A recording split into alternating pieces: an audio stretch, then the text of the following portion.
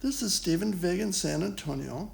I lived in Tucson, Arizona from 1982 to 2020. I worked as an internal medicine doctor on weekdays, and I was a volunteer instructor for junior golf on weekends.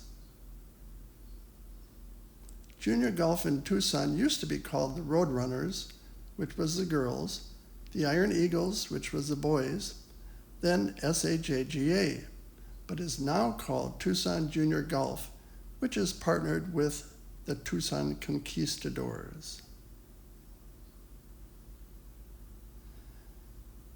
Junior golf in Tucson goes from age 6 through 18.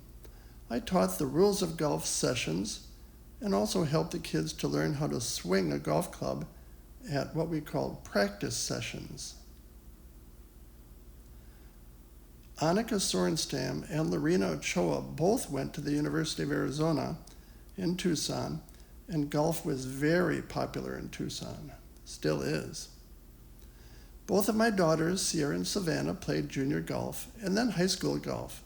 Sierra's Sal Point High School finished in second place in their division at the state golf championship. Sierra could really bomb her drives. That's Sierra on the left picture. I also worked with a junior golfer when I was in Tucson who was actually named Ben Hogan, although no relation to the famous golfer Ben Hogan.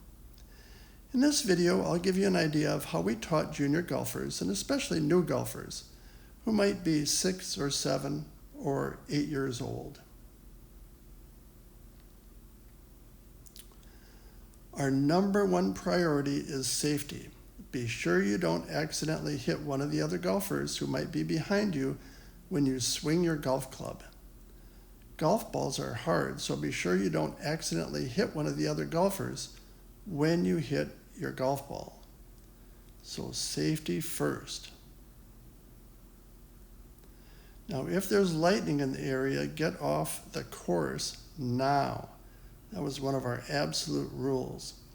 In Tucson, we learned to stay away from rattlesnakes that live by our desert golf courses. Arizona was also sunny and hot, so we learned to stay hydrated and to use hats and sunscreen to protect us from the sun. San Antonio was pretty hot too. Not quite as hot as Arizona though. Our number 2 priority is to have fun. You can see the kids in these pictures are having fun. You've got to have fun to enjoy the golf. Now, one approach to teaching kids how to swing a golf club looks at the word golf. Now, G stands for grip, and we'll also talk about setup and posture. O stands for one practice swing, which you should do, especially on the golf course, then step in and hit your shot. L is for the capital letter L, to help you hit it long, and this happens in the backswing. F is for finish, when you hold your balanced finish for a few seconds after you hit your shot. Now, G is for grip. Some golfers use an interlocking grip. I tried that, but I had some pain in my little finger, so I don't use the interlocking grip. I prefer to use an overlapping grip. Now, young golfers with small hands can start with a 10-finger grip, which is also called a baseball grip. Later on, they can go to an overlapping grip when they are older. Now, for a right-handed golfer, if you look down and see one knuckle on your left hand, that is called a weak left-hand grip. If you see 4 knuckles on your left hand, that is called a strong left-hand grip. Now, I prefer a neutral left-hand grip, where you see 2 knuckles on your left hand.